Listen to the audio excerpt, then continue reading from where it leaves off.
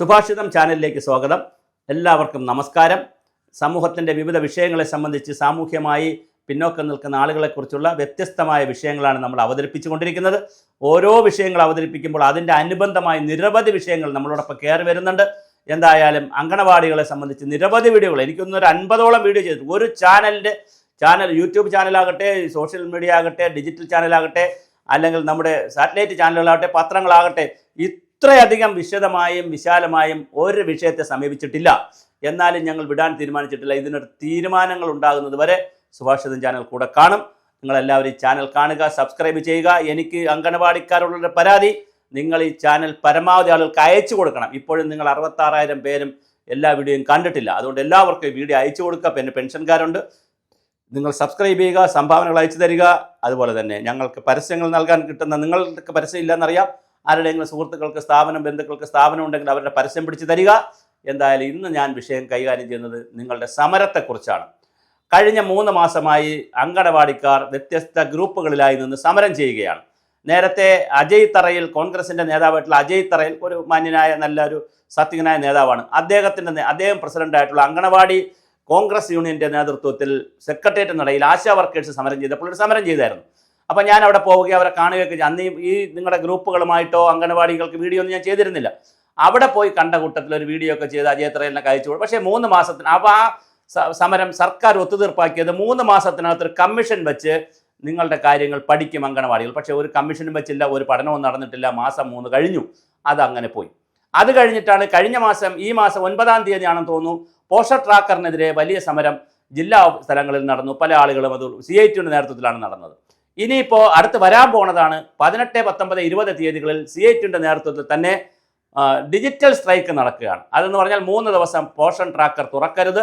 അതുപോലെ തന്നെ 3-ാം ദിവസം കറുത്ത സാരിയും കറുത്ത ബ്ലൗസും ഒക്കെ ഇട്ടുകൊണ്ട്, കറുത്ത മുഖംമൂടിയൊക്കെ വെച്ചുകൊണ്ട്, മുഖംമൂടിയല്ല മറ്റേ മാസ്ക് ഒക്കെ വെച്ചുകൊണ്ട് തിരുവനന്തപുരത്ത് വനിതാ ശിശുക്ഷേമ ഓഫീസ് സമിതിയുടെ മുന്നിൽ വലിയ സമരമൊക്കെ പ്രഖ്യാപിച്ചിരിക്കുന്നു. ഞാൻ പറയാൻ വന്നത് അതല്ല, ആ സമരമൊക്കെ നടക്കട്ടെ. ആര് സമരം ചെയ്താലും, CIT ആയാലും ATC ആയാലും INTC ആയാലും, ഇനി BJP സംഘടന ഉണ്ടെന്ന് എനിക്കറിയില്ല, BJP സംഘടന ഏത് സംഘടന സമരം ചെയ്തിട്ടാണെങ്കിലും അങ്കണവാടി ആളുകൾക്ക്, വർക്കേഴ്സിനും ഹെൽപ്പേഴ്സിനും പെൻഷൻകാർക്കും ആനുകൂല്യങ്ങൾ കിട്ടട്ടെ. പക്ഷേ എൻ്റെ പ്രശ്നം അതല്ല. ഇന്നലെ ഒരു വോയിസ് എനിക്ക് കിട്ടിയിരുന്നു.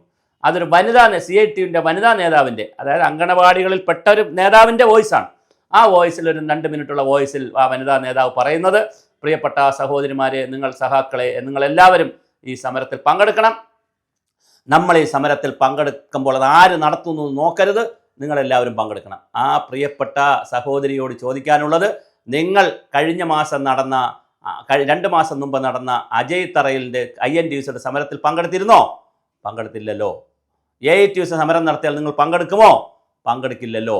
അപ്പോൾ AITUC നടത്തിയാൽ CITക്കാർ പങ്കെടുക്കില്ല, CITക്കാർ നടത്തിയാൽ INTCക്കാർ പങ്കെടുക്കത്തില്ല, INTCക്കാർ നടത്തിയാൽ CITക്കാർ പങ്കെടുക്കത്തില്ല. ആകപ്പാടൊരു 66,000 പേരുണ്ട്.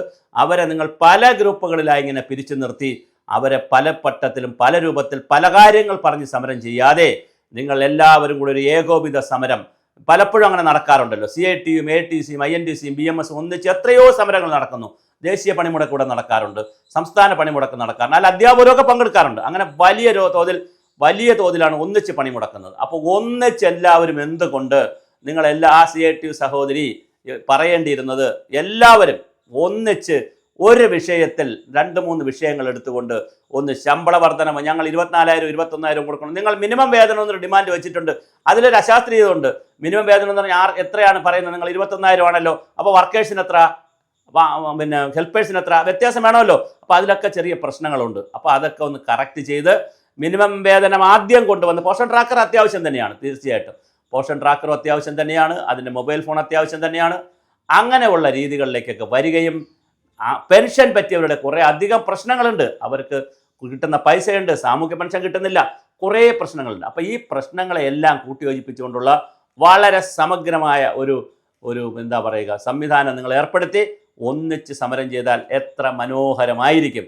INTCക്കാർ വോയിസ് ഇടുമ്പോഴും പറയും നമുക്ക് എല്ലാവർക്കും കൂടി പോകണം, ആര് സമരം ചെയ്താലും പോകണം. AITCക്കാർ ഇടുമ്പോഴും ഇടും.